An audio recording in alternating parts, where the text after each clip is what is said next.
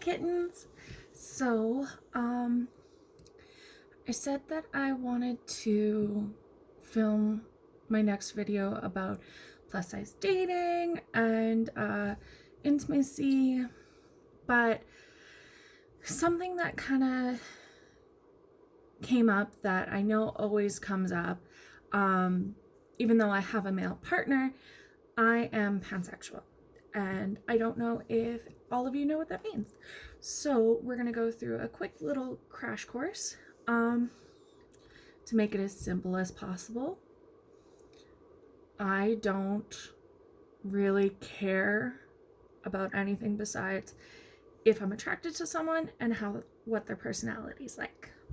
So that doesn't exclude a lot of people. So it doesn't matter if you're male, female, genderqueer, trans, cis, whatever. So as a plus size woman, there are certain times where you feel really down on yourself and that kind of thing, especially in the swipe type culture.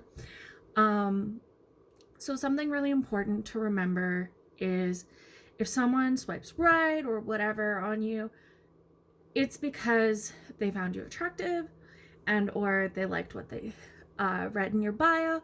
And if it's because they liked what they read in your bio, that's not bad. That means that that's something really worth it to them. And honestly, if they think you're super unattractive, they're not going to swipe. And I think that's something that's hard. Like for me, it was very hard to put up my first body picture. But when I did, I found that I had more people that I would like to connect to. There was some people, of course, who took it as a fetish type approach to it, which total bummer. Do not do that. That's not what dating sites are for unless they put they're looking for that kind of relationship on their profile. So same with people being pan or bi and that kind of thing, unless they put that they're looking for joining an intimate situation with a couple. Do not approach them about it. That's not cool. The amount of, hey, I saw your bi or I saw your pan and me and my girlfriend have really been wanting to like try stuff out. Don't do that. That's not what that's for. Places like Adult Friend Finder, often Craigslist, Kijiji, those kind of places, go for it. There is a specific casual type thing there, or make it really, really obvious on your profile and be like, looking for threesome as like your first thing. Because it would really suck, especially if you do it after someone gets attached to you. That's a real bummer. And although most people are monogamous, and, you know, into cis people, really disclosing as much as you can as soon as you can is gonna make life easier.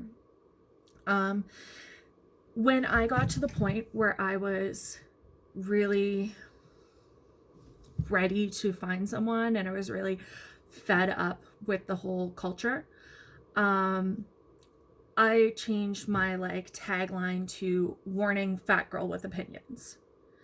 And honestly, that tagline is what attracted my partner to me. So yeah, he wasn't necessarily like into plus size and like he's always down to exercise with me and that's like his thing. He loves the gym and God bless him, because not my thing, but when it's with him it's a lot easier. So not that we don't work out together.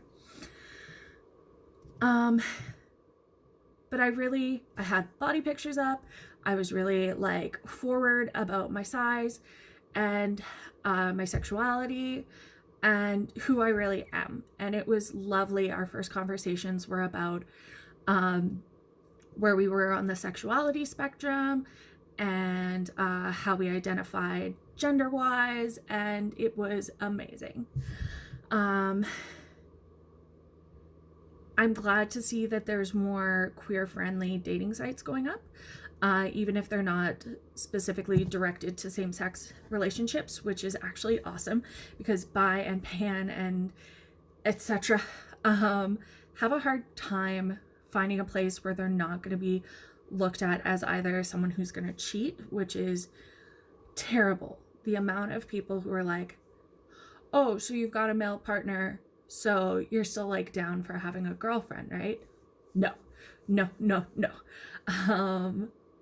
And the amount of people who are there that really judge you if you're on a female seeking female, male seeking male type website, and you're in between, you will often get told that you don't know what you want in life, that you need to figure your life out, which honestly, I don't think there's a person I've dated who had their life figured out.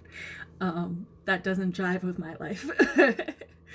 So I say so too much. I am aware of that. Feel free to make it a drinking game, but like, don't get alcohol poisoning.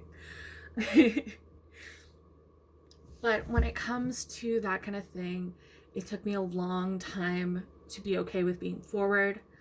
When I was younger, I identified as bisexual. And then just the older I got, the more important letting people know that trans and genderqueer and everything had priority to me, and that's part of why I identify as pan, because there's huge arguments about it, and identify the way you want, disagree with me if you want, but I find just the breakdown of the word bisexual is very trans exclusive and genderqueer exclusive, because it's suggesting that there's only male and female that you can be attracted to, whereas there is a lot more going on there. I definitely had times where people told me this isn't going to go any further because I don't want my friends to think I'm a chubby chaser. Yeah, so like, good riddance to them. I am almost 3 years into a loving, supportive, amazing relationship. But I don't regret that I had a lot of wild fun. I slept with a lot of people, but I kept up on getting tested for sexual diseases and all that kind of stuff. That doesn't happen as often as it should. Males are carriers for a lot of sexually transmitted infections, and we should all get tested. But I find that male partners were less likely to have often been tested or to have been willing to be tested. And for me, sometimes that was the line between intimacy and not intimacy with someone. But yeah, I don't regret really like testing the waters out with everyone, because I got to the point where what I wanted was to be in a long-term relationship, and I had found someone who had proved he was able to do that because he had been in a long-term relationship before this, and that's very telling. Even if their relationship didn't end positively, which it didn't end in them like hating each other or anything like that, but the ability to work things out and talk and communicate is something he's very dedicated to, because that's something that broke down the last relationship, and I really, really, really value that. I had a couple partners that were on the abusive side, and this is night and day. Even the kind of thing where you don't feel like you have to disclose where you're going or who you're with or any of that is really, I think, key to knowing it's the right relationship, and vice versa, not really being all up their ass if they didn't bother saying, oh yeah, I'm going to coffee with whoever. It doesn't matter if there's trust. And the more you communicate, the more trust you have. And I think that's just so valuable. With some of my abusive partners, I did some shitty shit. I would look through their phones, I would look through their private belongings, I would like search their house for things. I was totally crazy ex-girlfriend. But I always found something.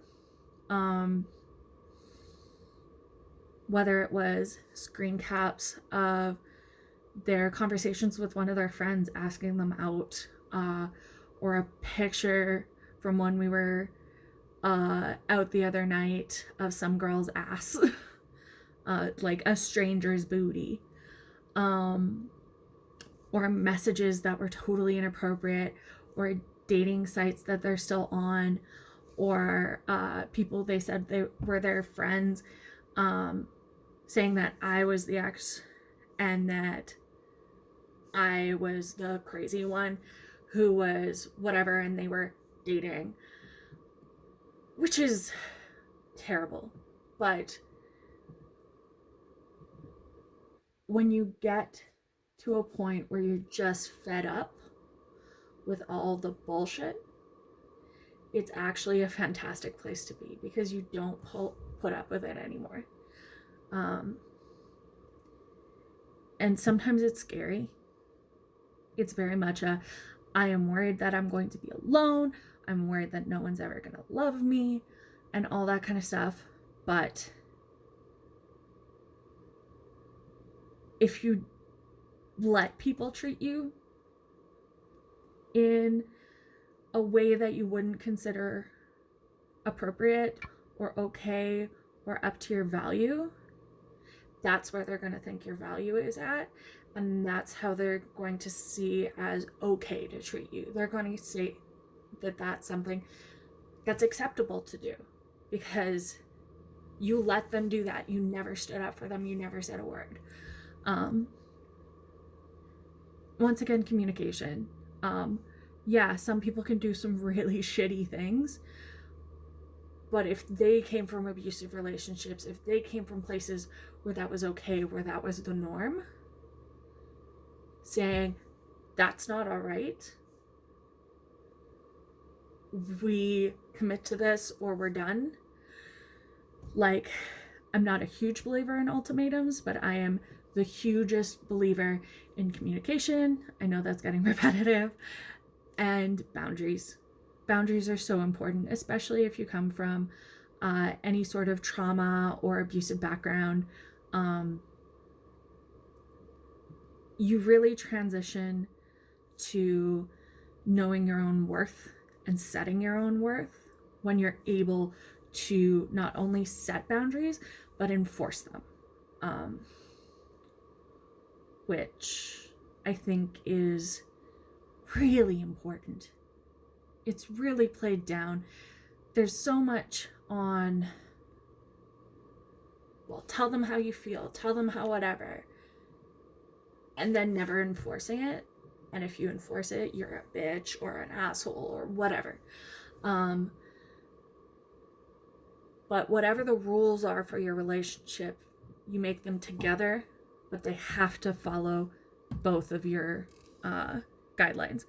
And that's also saying that the men in the relationship get to set their standards and their boundaries as well. A lot of times it's gone over as happy wife, happy life, all that nonsense. Oh, the garage is my man cave for when she goes all hysteric.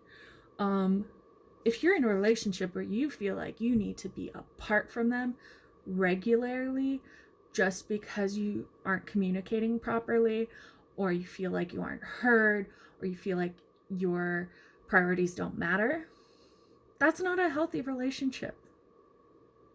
That's not somewhere you want to be, and that's not somewhere you deserve to be. All right, I feel like I'm rambling, which is all this channel is. I might not be centered. I'm using my front cam of my cell phone, so hopefully this is okay. Watch it be real crooked. I am apologizing real late in the game for that. But I love you guys. Don't forget, you deserve the best. You deserve what you would expect for your friends. And don't assume that someone knows where your boundaries are if you haven't communicated them. All right. Have a good one, guys.